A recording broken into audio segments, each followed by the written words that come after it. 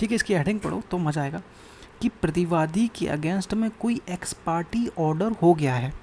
अब जो डिफेंडेंट है उसको सेटिसाइड कराने का प्रोविज़न इसमें बात की गई है कि उसे सेटिसाइड कराना चाहता है, यानी कि रद्द कराना चाहता है, तो उसे कैसे कराएगा, उसी के बारे में ये रूल 13 बात करता है कि डिफेंडेंट के केस में, डिफेंडेंट के अगेंस्ट में कोई एक्स पार्टी ऑर्डर हो गया। अब उस एक्स पार्टी ऑर्डर को कोर्ट सेटिसाइड कराना चाहता है कोर्ट के द्वारा, तो वो उस ऑर्डर को आप सेटिसाइड करा सकते हो। कौन करा सकता है? डिफेंडेंट। अब उसकी प्रोसेस क्या होगी, वो रूल 13 बात करता है। तो चलिए रूल 13 को क्लियर करते हैं। तो आज का जो रूल है, रूल 13 ऑर्डर 9 का, बहुत ज़्यादा इंपॉर्टेंट है भाई, बहुत ज़्यादा। अगर आप पढ़ते हो तो भाई मज़ा आ जाएगा बिल्कुल, एक तरह से मैं कहूँ तो। ठीक है, बहुत ज़्यादा इंपॉर्टेंट है, बड़े ध्यान से पढ़िएगा। रूल 13 का हेडिंग हमारा कहता है कि प्रतिवादी के विरुद्ध कोई एक्स पार्टी डिग्री हो गई है। ठीक है, अब उसको निरस्त यानी कि सेटिसाइड करने के प्रोविज़न यहाँ पर रूल 13 में बात की गई है। चलिए पढ़ते हैं कि यदि किसी मुकदमे में, किसी सिविल केसेस में प्रतिवादी के अगेंस्ट में कोई एक्स पार्टी डिग्री पारित कर दी है कोर्ट ने। ठीक है, मान लीजिए। अब एक्स पार्टी क्यों होता है वो आपने पढ़ा होगा भाई स्टार्टिंग में, कि वादी ने सूट फाइल किया लेकिन जो डिफेंडेंट है वो कोर्ट में हाजिर नहीं होता है, आपको 2-3 नोटिस भी भेज दिए, समन भेज दिए, आप तब भी नहीं आए, तो उस केसेस में कोर्ट क्या करे, एक्स पार्टी ऑर्डर कर देता है। अब बाद में इन डिफेंडेंट भाई साहब को होश आता है कि भाई ये तो कांड हो गया, इनको बाद में होश आया। अब ये कोर्ट में वापस आते हैं कि भाई मेरी जो ऑर्डर हुआ है मेरे अगेंस्ट में उसको सेटिसाइड कर दिया जाए। तो वो कैसे होगा, उसी का प्रोसेस हम पढ़ रहे हैं। ठीक है, उसके अगेंस्ट में एक्स पार्टी ऑर्डर हो गया, तो वह उस कोर्ट में, कौन से कोर्ट में, उस कोर्ट में आवेदन करना होगा। किसको? डिफेंडेंट को आवेदन देना होगा कि भैया मेरे से गलती हो गई, मैं नहीं आ पाया था। तो ये सब नौटंकी आपको करनी पड़ेगी, आवेदन देना पड़ेगा। कहाँ पे?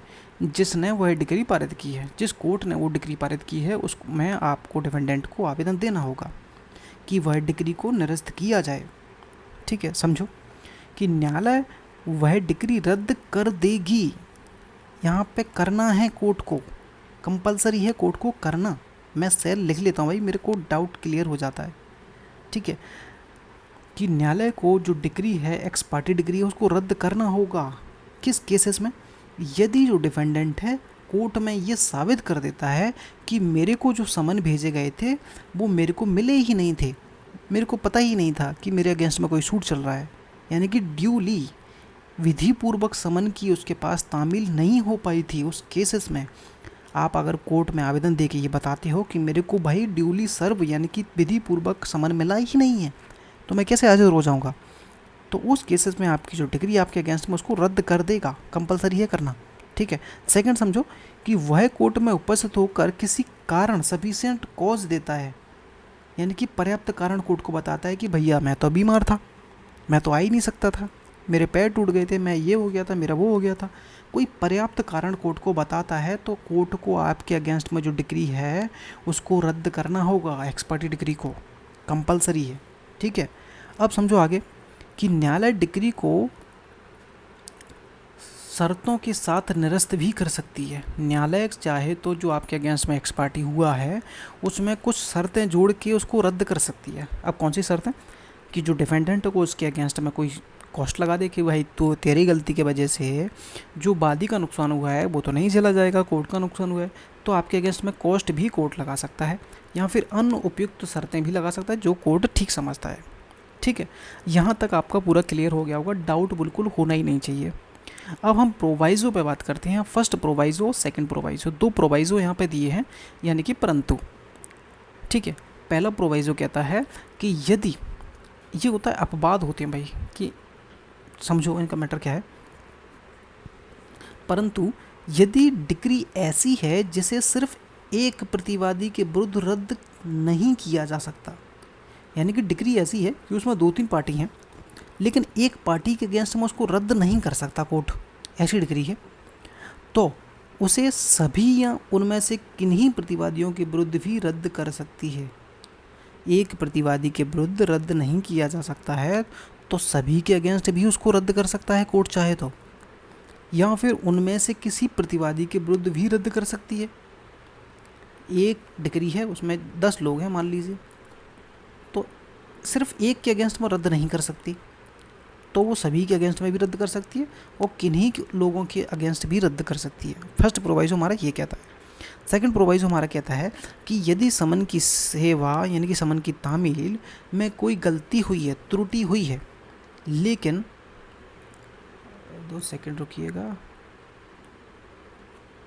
कोई त्रुटि हुई है परंतु न्यायालय को अरे यार 2 सेकंड रुकिएगा,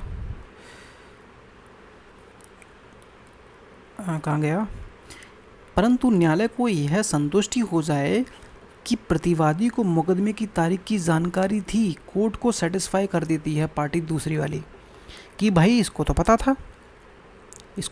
था, इसके अगेंस्ट में सूट फाइल है, और फिर वह उस कोर्ट में हाजिर हो सकता था, उसके पास इतना समय भी था। तो सिर्फ इस समन की गलती के आधार पर तुम कोर्ट में ये नहीं कह सकते, यानी कि डिफेंडेंट ये नहीं कह सकता कि मेरे को समन तो मिला ही नहीं था, मेरी गलती थी, जबकि आपको पता था। कोर्ट ने साबित किया सामने वाली पार्टी ने कि इनको पता था, इनके पास समय भी पर्याप्त था कि ये आ सकते थे।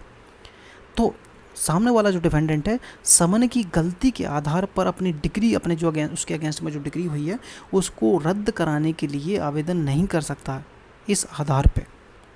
ठीक है, अब इसका एक्सप्लेनेशन समझ लो।